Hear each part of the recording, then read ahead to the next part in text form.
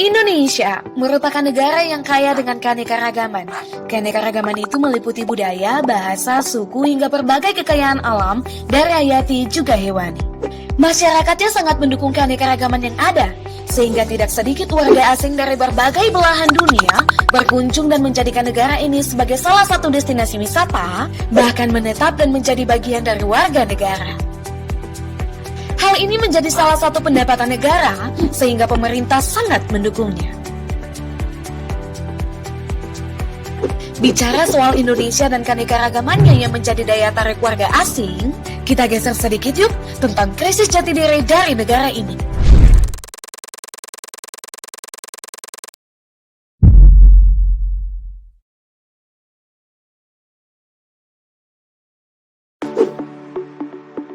Kita semua tahu bahwa bahasa Inggris merupakan bahasa internasional yang digunakan di seluruh belahan dunia. Indonesia sebagai bagian dari dunia ikut merasa memilikinya dan bahkan tidak sedikit yang memuja bahasa ini. Padahal kita sendiri punya bahasa yang menarik dan dikenal sebagai bahasa pemersatu di seluruh Nusantara. Bahasa itu yang kita sebut sebagai bahasa Indonesia. Maluku merupakan bagian dari Indonesia yang juga memiliki peranan penting untuk mencintai dan mengutamakan bahasa Indonesia.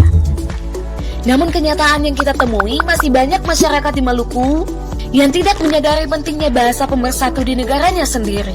Ini adalah perjalanan pendek dari besarnya negeri ini. Mari kita telusuri seperti apa bahasa Indonesia di mata orang-orang Maluku dengan mengamati penggunaan bahasa pada ruang publik di Maluku, khususnya di kota Ambon.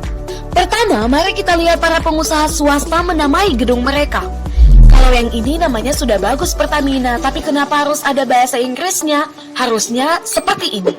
Namanya bagus, artinya Favacis Ambon itu apa ya? Lebih baik seperti ini. Kalau yang ini namanya bahasa Inggris, makanannya juga bahasa Inggris. Jadi ragu makan di sini, padahal bisa jadi seperti ini. Sudah kebiasaan bilang laundry ya? Padahal ada padanannya dalam bahasa Indonesia loh, bagusnya begini saja. Kedua, bagaimana masyarakat mengutamakan bahasa Indonesia untuk berkomunikasi di ruang publik? Kalau yang ini, bagaimana rasanya kalau kalian baca R.M saja, bisa jadi rumah M saja kan? Lebih baik seperti ini. Kalau yang ini, kita seperti melihat seorang dokter berubah menjadi dokter. Harusnya seperti ini. Kalau yang ini ada yang tahu masalah ketiga gambar ini? Benar, ini tentang pedoman umum ejaan bahasa Indonesia. Harusnya seperti ini. Kalau yang ini, ketiga baliho ini menunjukkan penulisan gelar yang salah nih. Harusnya seperti ini. Maksud dari pay letter itu apa ya? Mengapa tidak seperti ini saja? Ketiga, bagaimana pemerintah sebagai teladan di negara ini mengutamakan bahasa Indonesia? Kalau yang ini, mengapa kota kita yang manis ini disebut Ambon City of Peace? Kenapa tidak seperti ini? Kalau yang ini seperti pantai di Amerika saja, padahal ini ada di Indonesia. Bagaimana kalau seperti ini? Apa jadinya jika para turis tidak mengerti bahasa kita? Gampang, seperti ini saja. Di atas bahasa Indonesia, di bawah bahasa Inggris bila perlu tambahkan bahasa daerah. Dari beberapa contoh nyata di atas, membuktikan bahwa masyarakat kita masih miskin jati diri. Harga bahasa kita masih rendah untuk dipelajari oleh pemiliknya sendiri. Artinya kita perlu memartabatkan bahasa kita di negara kita sendiri.